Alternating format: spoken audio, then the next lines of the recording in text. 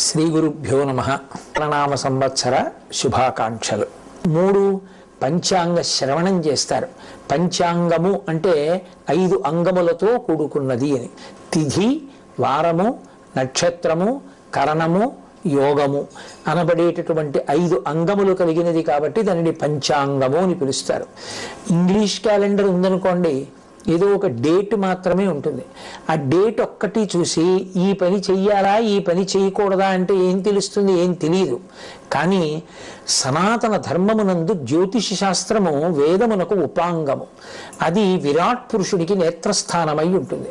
జ్యోతిషము కన్ను కనుక రాబో కాలంలో జరగబోయేటటువంటి విశేషాల్ని, గ్రహముల యొక్క కదలికలని లెక్క కట్టడానికి అనువైనటువంటి ప్రజ్ఞని సంతరింపచేశారు భారతీయ ఋషులు.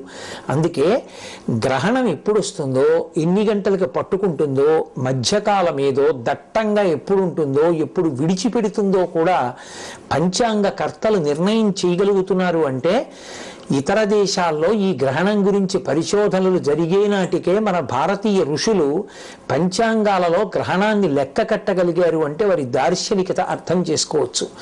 లెక్క కట్టి మనకి చెప్తారు. ఆ లెక్క కట్టి చెప్పినప్పుడు తప్పకుండా వెళ్ళి ఉగాది నాడు పంచాంగ శ్రవణం చెయ్యాలి. ఉగాది పండగ వచ్చే పర్యంతము కొత్త పంచాంగాన్ని చదవకూడదు. ఏదో ముహూర్తాదులు పెట్టేటటువంటి పండితులు తప్ప సామాన్యులు పంచాంగాన్ని చదవకూడదు. ఒక్క ఉగాది నాడు తను పంచాంగం చదువుకోవడం కాదు, పంచాంగ శ్రవణం చెయ్యాలి. పంచాంగ పఠనము జ్యోతిష శాస్త్రమునందు విజ్ఞానము కలిగినటువంటి పెద్దలు దేవాలయ ప్రాంగణంలో చేస్తారు. అక్కడికి వెళ్ళి కూర్చుని వింటారు. పంచాంగము అంటే తిథి, వారము, నక్షత్రము, కరణము, యోగము అని మనవి చేశా. తిథి అంటే కేవలం తేదీ కాదు. మనకి శుక్లపక్షమునందు 15, కృష్ణపక్షమునందు 15 తిథులు ఉంటాయి. పాడ్యము నుండి మొదలుపెట్టి పౌర్ణమి, అమావాస్య వరకు. ఆయా తిథులకు మళ్ళీ ఒక లక్షణం ఉంటుంది. శుక్లపక్షంలో వచ్చేటటువంటి తిథులలో ఏ తిథి నాడు ఏ పని చెయ్యవచ్చు, ఏ పని చెయ్యకూడదు. ఆ పని ఆ తిథి నాడు చేస్తే ఆ తిథికి ఒక అధిష్టాన దైవం ఉంటారు. ఆ అధిష్టాన దైవము యొక్క అనుగ్రహము కలిసి వస్తే ఆ పని చక్కగా పూర్తవుతుంది. పురుష ప్రయత్నానికి ఈశ్వరానుగ్రహం తోడుగా రావాలి. కచ్చిత్ పురుషకారంచ దైవంచ పరిపశ్యతే అంటుంది సీతమ్మ తల్లి. ఈ పురుషకారానికి, ప్రయత్నానికి పక్కన ఈ ఈశ్వరుని యొక్క అనుగ్రహం కూడా కలుగుతోందా? ఆ రెండు కలిస్తేనే కదా రాముడు గెలుస్తాడు అంటుంది. అందుకని ఈశ్వరుడి కృప ఏ తిథి నాడు మనకి బాగా ప్రసరించడానికి అవకాశం ఉందో తెలుసుకుని మంచి పని చేయడానికి తిథులు వినాలి. 2 వారము. వారము ఏ రోజు సూర్యోదయానికి ఏ హోర ఉందో ఆ హోర పేరు మీదే ఆ వారం ఉంటుంది. ఆదివారం సూర్యోదయ కాలానికి సూర్య సంబంధమైన హోర నడుస్తుంది. అందుకే దానికి ఆదివారమో భానువారమో అని పేరు. భానుడు అంటే సూర్యుడు.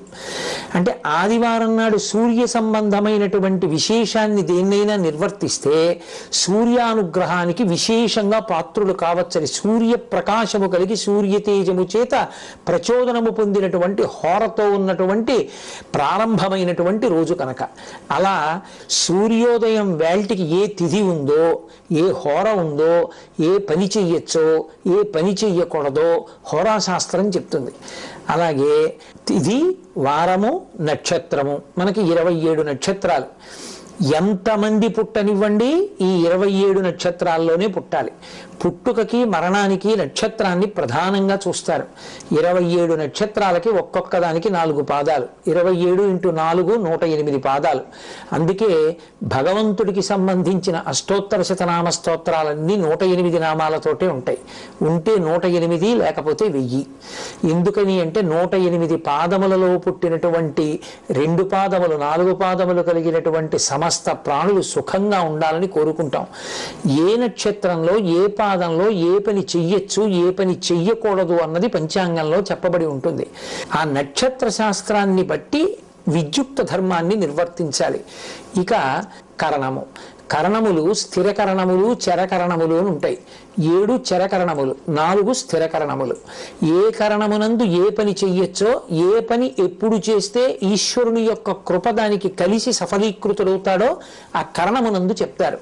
అందుకని ఈ 5టితో కూడుకున్నటువంటిది పంచాంగం. ఆ పంచాంగాన్ని ఒక్క ఉగాది పండగ నాడు మాత్రమే వినాలి. అది సాధ్యమైనంత వరకు దేవాలయ ప్రాంగణంలో చక్కగా పండితులైనటువంటి వారు పంచాంగ పఠనం చేస్తూ ఉండగా వింటే దాని వలన 2 ప్రయోజనాలు కలుగుతాయి. ఒకటి, ఈ కాలమునందు గ్రహముల యొక్క ఆనుకూల్యత మనకు ఎలా ఉంది, ఏ పని చెయ్యొచ్చు, ఏ పని చెయ్యకూడదు. పంచాంగంలో చెప్పబడిన విధంగా మనం తెరచాపని మార్చుకుంటే జీవితం భద్రంగా ప్రయాణం చేస్తుంది. ఇప్పుడు ఎవరో కొంతమంది ఏలినాటి శనిలో ఉన్నటువంటి వాళ్ళు మొదలైన వారు ఉంటారు. నేను మీతో ఒక మాట చెప్తాను, బాగా జ్ఞాపకం ఉంచుకోండి. ఎవరు పరమేశ్వరుని యొక్క పాదములను గట్టిగా పట్టుకుని పూజ చేస్తారో వాళ్ళ జోలికి శనీశ్వరుడు కూడా వెళ్ళి బాధ పెట్టాడు. కానీ కర్మ ఫలితం పోవాలి కదూ. బాధ పెట్టడం అన్నది నిష్కారణంగా అనేక ఊళ్ళు తిరగవలసిన వాడు ఈ చక్కటి తీర్థయాత్రలు చేసి ఎన్నో దేవాలయాలు దర్శనం చేస్తాడు. ఇటు బాధపడవలసినటువంటి వాడు సంతోషకరంగా భగవత్ సేవలో తరించిపోతాడు. ఎప్పుడు ఆ శనీశ్వరుడికి ఆదేశం వస్తుంది గ్రహానికి, ఆయనని బాధ పెట్టవద్దు సుమా, నువ్వు గ్రహంగా ఆయనని ఎంతవరకు క్లేశాన్ని కల్పించాలనుకుంటున్నావో అది ఒక్కటే కల్పించు, కానీ ఆయన మనసు ప్రహృష్టంగా ఉండకుండా మాత్రం పాడు చేయడానికి వీల్లేదు. భగవద్భక్తితో కూడుకుని ప్రవర్తిస్తే మనం ఇప్పుడు ఇటువంటి కాలమునందున్నాం కనుక మనం ఈ జాగ్రత్త తీసుకోవాలి అని తెలుసుకుంటే మరింత సంతోషకరమైన జీవనం చేయడానికి పంచాంగ శ్రవణము అవకాశాన్ని కల్పిస్తుంది.